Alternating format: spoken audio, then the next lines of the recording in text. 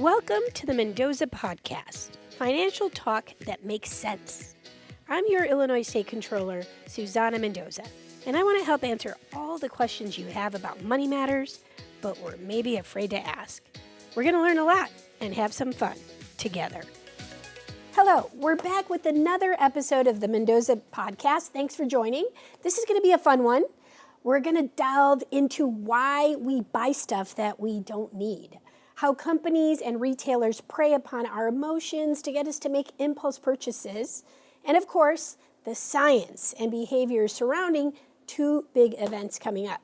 Now, I don't mean Thanksgiving and Christmas. I'm talking about Black Friday and Cyber Monday. With me today is Dr. Elizabeth Schwab. I'm going to call her Liz. She's a professor in the Business Psychology Division of the Chicago School. So, Dr. Liz, can I call you Dr. Liz? That would be fun. I would love that. My Yes? students call me Dr. Liz. They do? Okay. Yep, well, I'm going to be your student today as well, as is everyone watching. So, Okay. Dr. Liz, thank you so much for joining us. Why don't you give us a little rundown on who you are and what you do at work? Oh, yeah. Well, I'm a professor at the Chicago School, and I work in the Business Psychology Division. I teach social psychology and behavioral economics, so I'm really into how people make decisions and understanding how we interact in groups and as individuals in groups as well. And I do a little consulting on the side, too. I study how physicians make decisions and how patients, make decisions for themselves as well.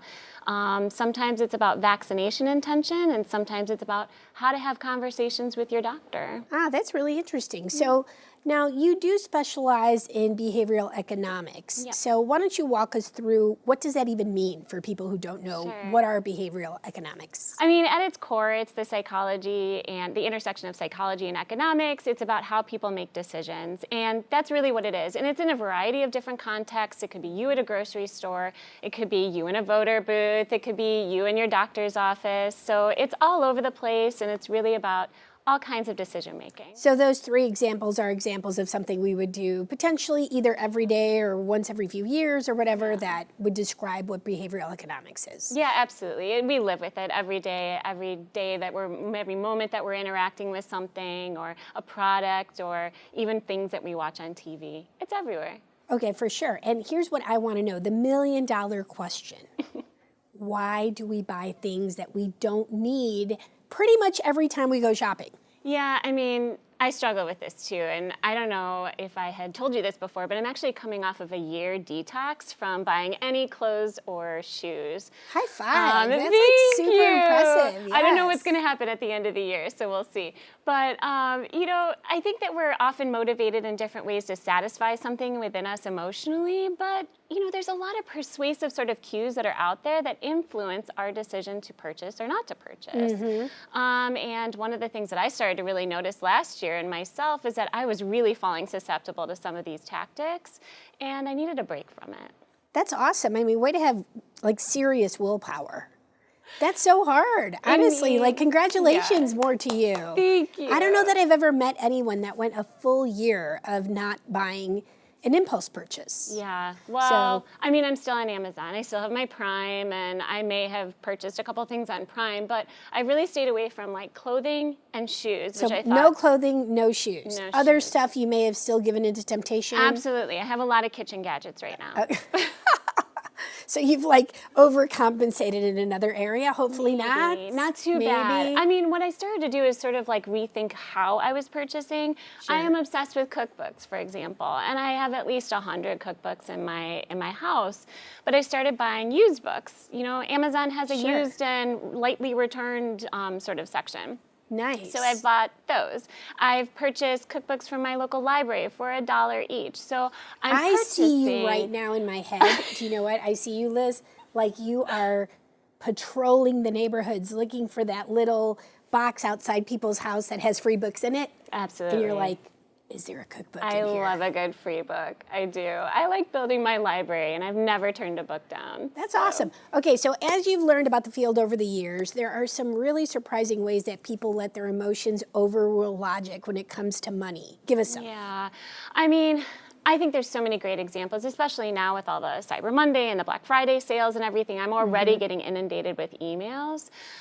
Some of it is about urgency. Some of it is about these last minute deals that if you don't act now, I mean, there's lots of little ways that our emotions are sort of triggered to act before thinking. So, especially when something's in limited quantities or it's a limited time offer, we want to jump on it and make sure that we don't miss out. There's something about missing out, right? FOMO a little bit that kind of gets us to act without thinking. Well, so that's like in anything related to finances. I think our behaviors, our emotions affect the decisions that we make. To your point about like the fear of missing out, the FOMO is like, for example, we're going on a cruise. My family's taking a cruise. Oh, nice. And I bought the cruise when I was on the Royal Caribbean a year ago.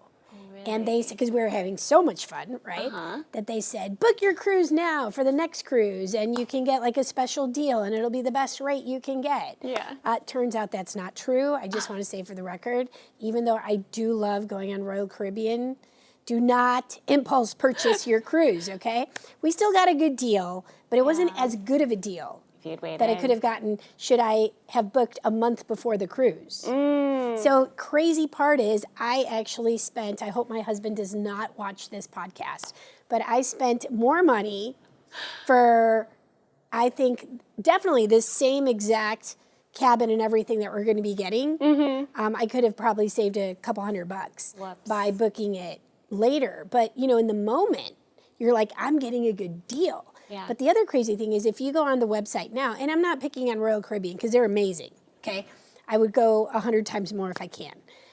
But it is like, that's the business, right? Yeah. That is the business. And if you go on their website, and I'm sure it's the same for all the others, like they'll say, flash sale, you only have 3 hours, right? Or 20 hours and it's over.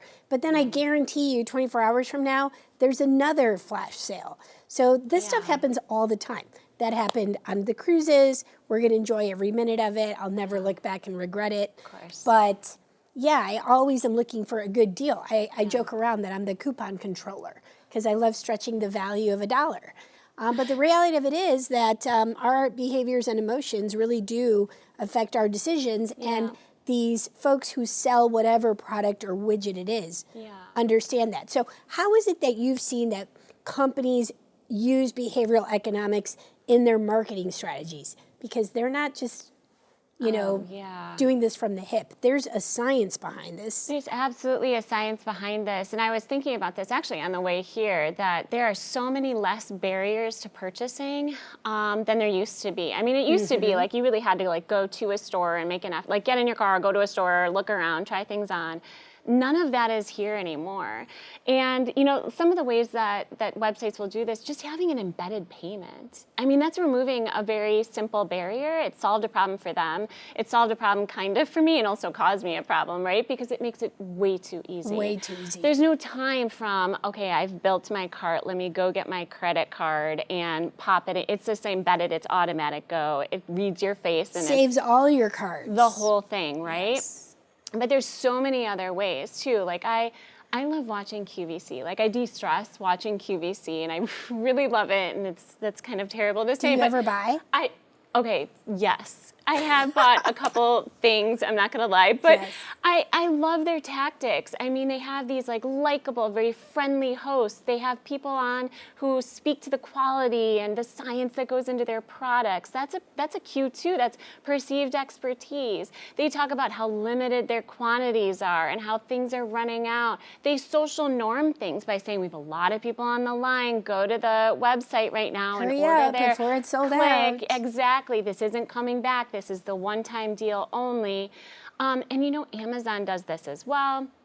I saw, actually the other day, my fiance was watching The Boys, and when he clicked pause, I saw a little thing pop up that said you could shop the show.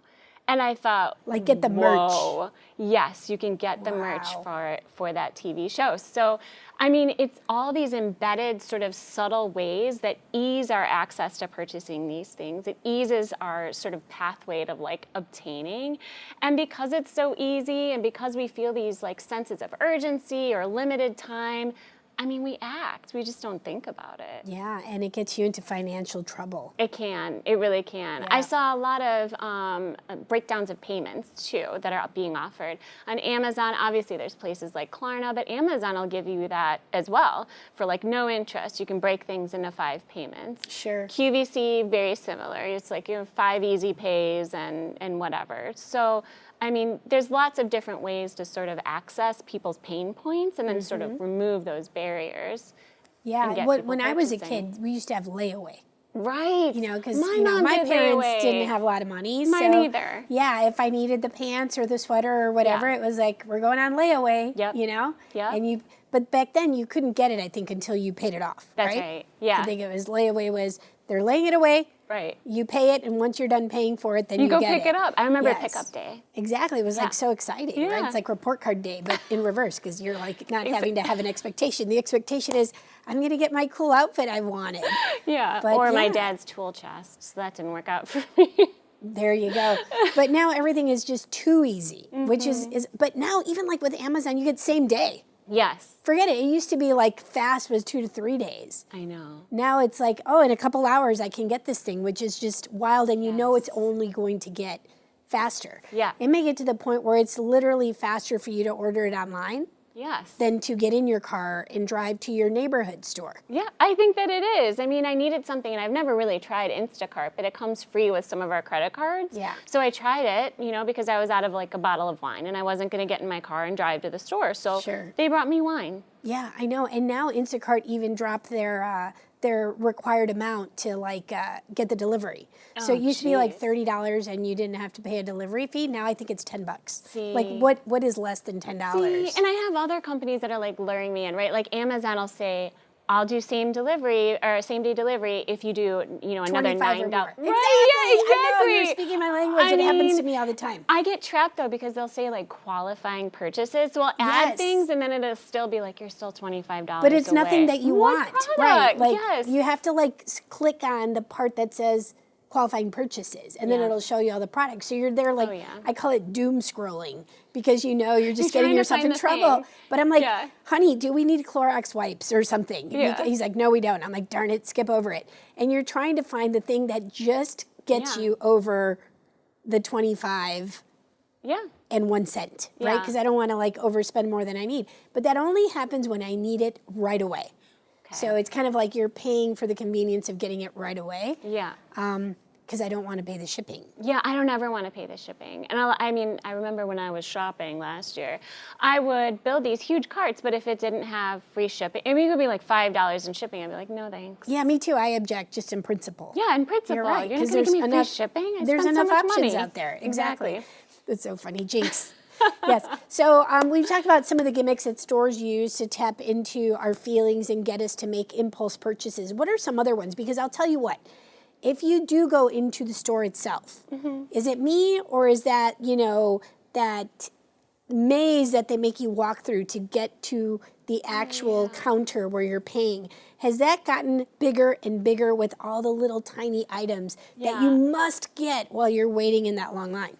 Or is it just me? No, I think it definitely is bigger. And the prices are so reasonable, right? It's usually like $1 or maybe less, so it's easy to sort of pick that up and justify it. It's a low pain point for us. Yeah, you're standing there waiting and you're like, oh, that candle looks really cute. Maybe my friend Cheryl will love that. Exactly. And you start dreaming and rationalizing, okay, I can do this, I can spend this and whatever. And by the way, Amazon is doing something similar with their haul section, which is items that are less than $1. Oh boy, I have not looked at that. Well, don't. I forgot you said it. Yes. Yeah, it's the same thing, but you can see how these things are being mirrored even online. Sure, like the stocking stuffers, right? It's like, I know, it's tough. It's tough. All right, so let's talk Black Friday and Cyber Monday. I feel like Cyber Monday is my biggest bully. Oh. They're cyberbullying me because they want me to buy everything on Cyber Monday. Yeah. But we've got Black Friday, Cyber Monday. They're right around the corner. Yeah. And tell me a little bit about the science about having these mass shopping days and perceived sales. Yeah, it's kind of like mass hysteria, right? I mean, there used to be such a social norming component of this where everyone would go out, they'd wait in line, and they'd What makes us go crazy about that, right? Because to your point, it used to be people would get in fights over Black Friday sales. They would. And I still like sometimes see that come up on the internet, but like I used to go shopping with my mom's best friend in like the 90s where we would stand outside of a store for hours, and people would be like bleary-eyed shopping at 5 a.m. Like it was crazy. And they would trample each other. You'd see these stories. I mean, when social media like first started, you know, I don't know, was that a decade ago, maybe 15 years ago? You'd start to see like the horrific realities of what Black Friday was. I bet you it happened all the time. We just didn't see it. Where people are trampling over each other to get to the TV. Right. And then you have people who buy like 3 or 4 TVs because of this incredible sale, who probably, unless if they're going to resell them, it's probably not your best business model, right? And at the same time, if you're not going to resell them, nobody needs to buy. I don't care if it's $1,000 versus 10. Like that's $1,000 less you're out of pocket for something that you probably didn't need and wouldn't have purchased otherwise. You were getting by just fine. So we do feel like we're getting this value out of these sales. Absolutely. But psychologically, we're probably not. Many of us get into debt because we're buying these things. Right. Now, there is a time when it makes sense to wait for a Cyber Monday or a Black Friday sale. That's like when you know that you have to buy something, you're budgeting for it, knowing that you're going to wait till the best possible time for the best price so that you're saving on something you absolutely needed anyway. But that makes up the vast minority of the people who, you know, are really kind of tricked into feeling that I have to have this. So what's that science all about? Yeah, I mean, I think that there's like this popular sort of like consumerism thing that's happening where it's like you want to consume, you want to buy, you want to purchase, you need these things. I mean, anytime you go through social media now, you know, and I'm not like on Instagram or TikTok, but I am on Facebook, even though I deleted all my friends. I just follow all these pages.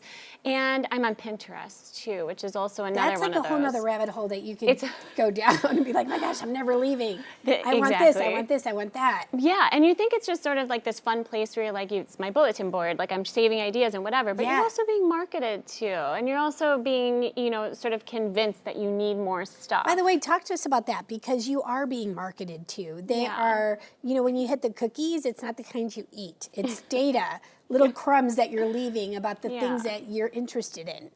And so all of that data gets sold off to other entities that then turn around and market to you.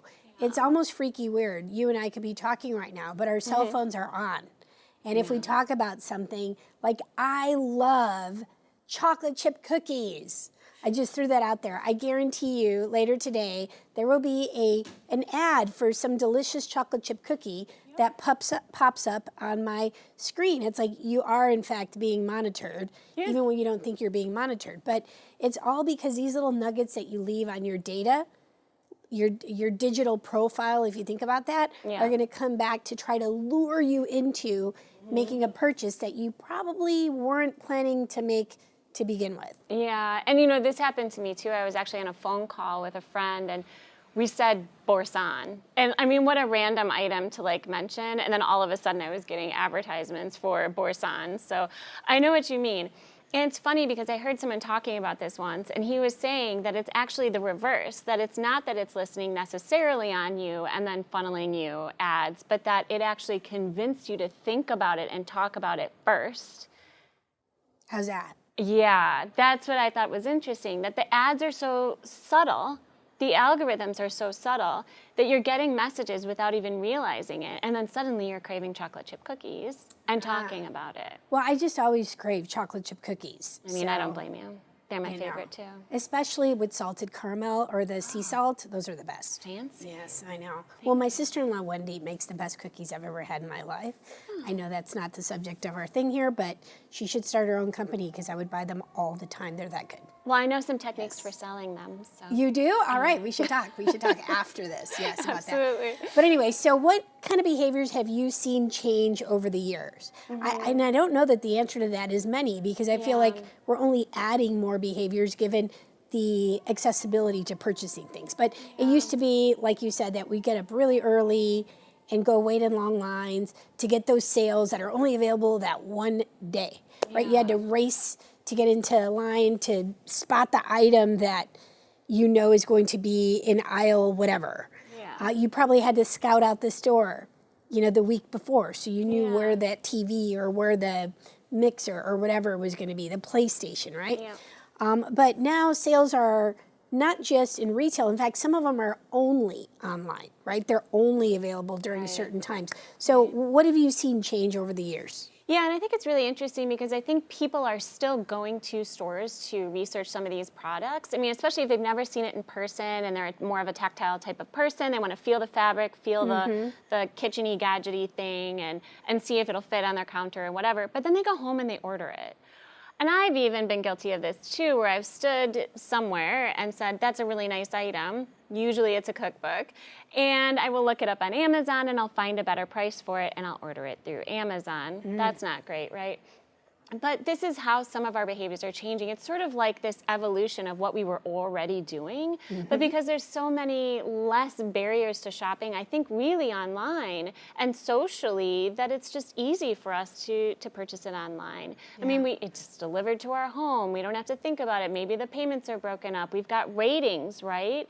So it used to be that you go to a store with a girlfriend or something and say, hey, you have this, right? Do you like it?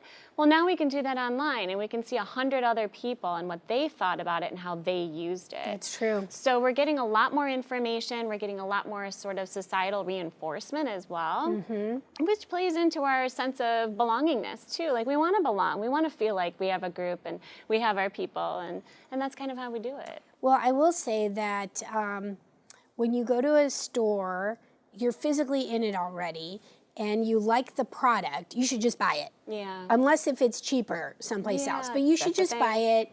And if it's not much of a price difference, just buy it, because we have to support our local businesses and our retail establishments, our bricks and mortar, right? They are hurting so bad because of this whole accessibility online, because they make it so easy for you to not even have to leave your home.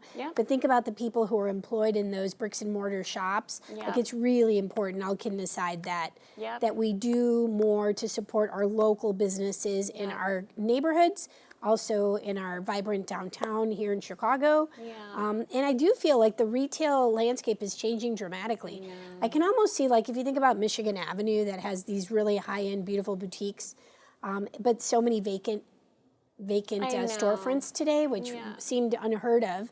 There's lots of reasons for that. But at the end of the day, you have to think about what's the future of the retail industry going to look like, given that it's just a different world we're in, where people can just, stay home and order the thing. I envision it, and I'm not a retail expert, but I envision it certainly along a corridor like Michigan Avenue, where you have like a Neiman Marcus or, Saks or whatever those big, kind of expensive high-end stores are, is that maybe they'll move to more of like an experience type of a thing, where they're basically showcasing those products that are very high end, that you're not going to find per se online, that you want to go into. I imagine every one of these experiences should start with, hello, would you like a glass of champagne? Oh, and then I like your store. So it's like it's an experience. Exactly. You like the store, and these are things that you're not going to find online, but that it's like more of a couture type of experience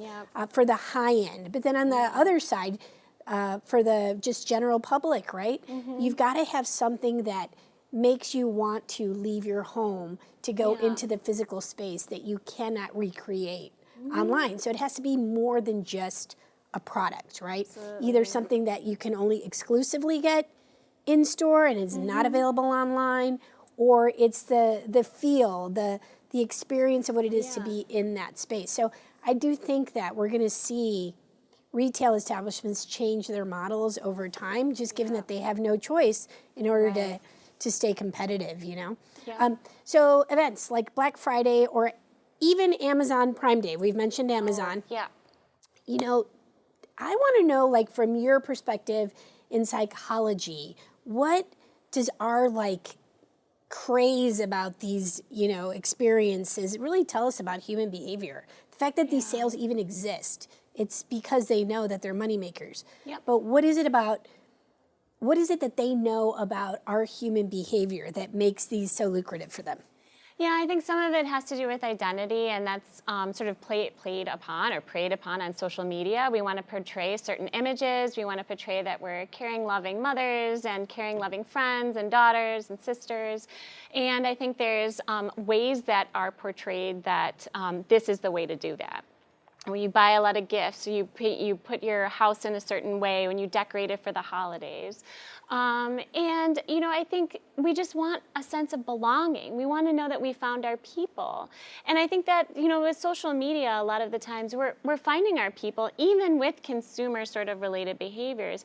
I love lurking on Facebook in the Costco group and the way that they share information. And it's really wholesome and very fun, where they share different kinds of information about what they saw in store, or maybe they traveled and they're showing you, look what I found in Hawaii. It's a way to reach out and to say, hey, I like this. Do you like this? I like this too.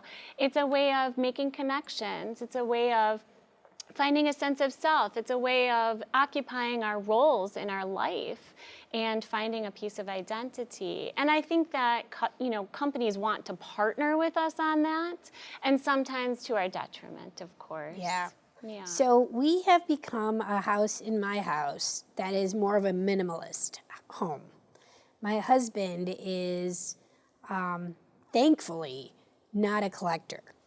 And my mom used to be much more of a collector. She loved having things, right? I think there's a major psychological component to that. Mm-hmm. She's not a hoarder, but she's definitely a collector. And that can go very quickly from being a collector to just feeling identified to your material possessions, right? Having to collect things that then becomes like a mental illness. It really is like you've seen these TV shows like Hoarders that are horrifying, and you ask yourself, how can people let their parents get to that point where you have to like climb over things, or there's like dead animals under the things in the kitchen?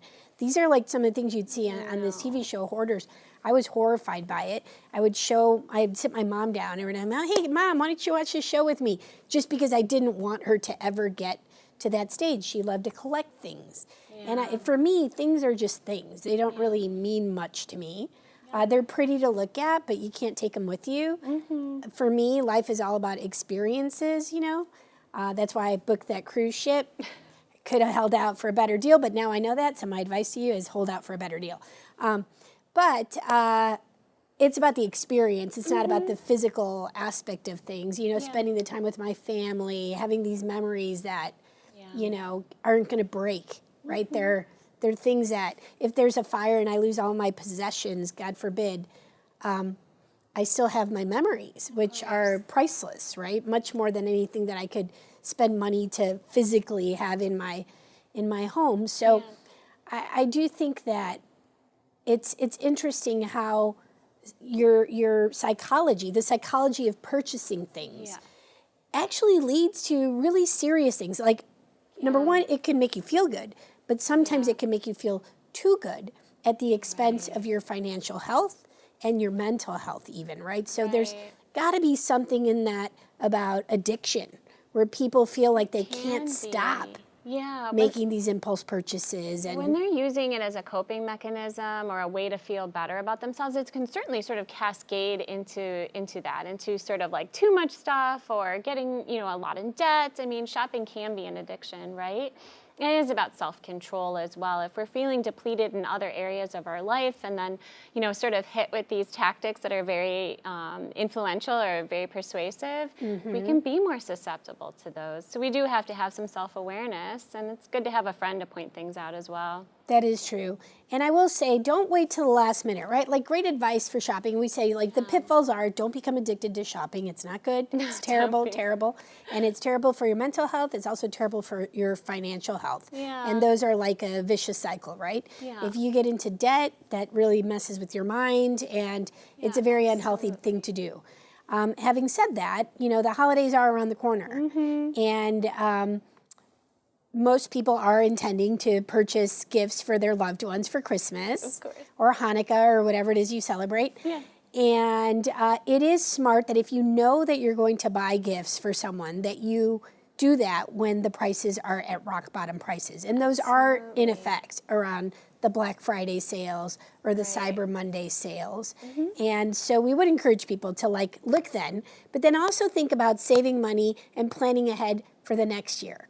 So that if you have the ability to buy gifts now that you think someone will enjoy a year from now, do it while they're on sale. Put them in your closet. Just remember that they're there. And then it's one less thing you got to worry about. Next year, you never know what your financial position will be from year to year. So we always do an annual best tips for saving money around the holidays. But since we're doing this podcast, we might as well throw that out too. Whenever you see an awesome sale, and even during the year, sometimes there's 2-for-1s or something. Only buy them if they are gifts that you would give someone, let's say, for Christmas or a birthday. Any other bits of advice that you have for avoiding some of the pitfalls that people fall through? Sure. I mean, one thing to do is to put a little space between you and the purchase. So, and by that, I mean, if you're shopping online and you're building a cart, maybe leave it for 24 hours. And you know what's really interesting too is that a lot of times retailers will send you an additional coupon code if you let it sit in your cart for a little period of time. I did not know that. That's great. Try it out. Great tip. Yeah, so that's a really good one. But it also gives you a little bit of space to get away from the sort of the urgency and the rush, and the emotions that start surging in us, telling us to buy and grab and take something. So this gives us just a little bit of a moment to get those emotions down and then reconsider. And of course, we like to rationalize our purchases too, where we can say oh, if I save money here, I can splurge over here. But that's not really in total adding up to any kind of savings for you. Right. So you really want to kind of be careful about that too. If you find yourself rationalizing things, I do that. You have to stop. You have to kind of pause and say, okay, what's my real goal here? And then, of course, be mindless about savings and mindful about spending. As much as you can, do your research, see if there's other better deals out there, support your small business. And a lot of them are online, too, so you can do that from the convenience of your home.